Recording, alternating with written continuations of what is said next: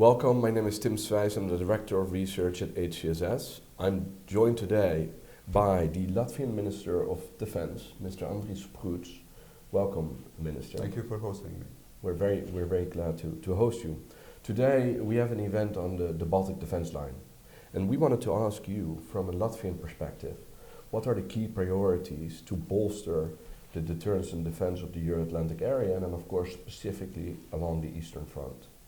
Well, we have to defend every inch of NATO territory. The NATO territory starts in Latvia, in Estonia, in Finland, in Lithuania, in Poland. So that's why, of course, it is important also to build our defense lines. So if we speak specifically about the Baltic Defence Lines, this is counter-mobility measures, what we do together with our Baltic partners, but also with Poland. And we are systematically moving forward with acquiring and placing different equipment, sensors, the building blocks, exactly to strengthen our every inch of NATO territory, every inch of NATO's border.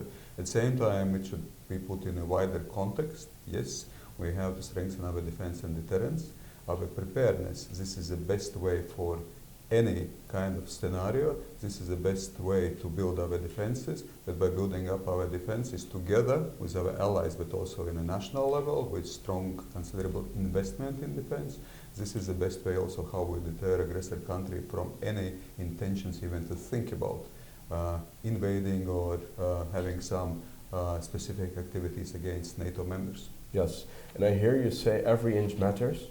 The goal is, of course, to prevent a fait accompli by the Russians and defend every inch. Yes. That has a strong military component. What types of capabilities do you think are necessary in addition to the Baltic Defence Line? Yes, absolutely. This is a complex process and complex task. So it's not just about a land border, but of course it is about a sea border, and also we have to defend everything what happens in air. We speak about space, we speak about cyber, so it means that of course there are a lot of those domains we have to address and we have to improve. So yes, the implementation of NATO regional plans, which very clearly also sets the goals and the tasks and the procedures what must be done. This is an important task, what we also should do for incoming Hague summit. So that's why already we have quite a clear roadmaps, building up NATO brigades in the Baltic countries and generally on the eastern flank. Of course, also nationally contributing with strong investment, with building up our own forces, with building up our capabilities. We speak about 26 capabilities in Latvia, but it's of course also across the whole NATO. So these are important tasks, what we do on a national level, regional level, but also of course within NATO. And here we highly value the presence and contribution by the Netherlands in terms of having the contingent in the Baltic countries, having also being part of air policing. So these are all important tasks to show the strength, to show the flag, and as I said, sort of contributing to defense, we contribute directly also to deterrence. There is a political component, there's a military component, but underlying that there is of course the societal component. So how do you as a society prepare for such a contingency in order for it not to happen? Yes, society is absolutely the key in the whole defense policy strategies, because it is about societies which contribute, societies which must be defended, and that's why also the societies in comprehensive defense must be clearly involved. First of all, it is about also the understanding or providing understanding to society what kind of threats we are facing. In Latvian case, it is very clear. We've been living to the next to aggressor country for already decades, if not centuries, and we realize whom we are dealing with. So that's why there is no need to convince what is a threat.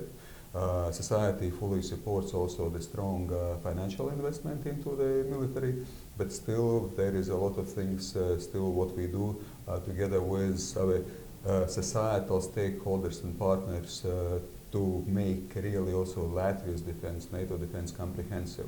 So this is about, we reintroduced conscription. We have introduced also the obligatory mandatory military course in schooling system. We closely cooperate with society in different kinds of exercises. We clearly also have tasks with municipalities, so there is also exercises together with municipalities. We of course have institutional cooperation also involving the enterprises and NGOs in terms of the cybersecurity. So there are many tasks to increase, to strengthen resilience of societies. This is a cornerstone. This is a solid rock where we're also building our defenses, comprehensive understanding what we're dealing with, and also comprehensive preparedness for different kinds of scenarios. Excellent. Thank you very much, Minister. Thank you very much.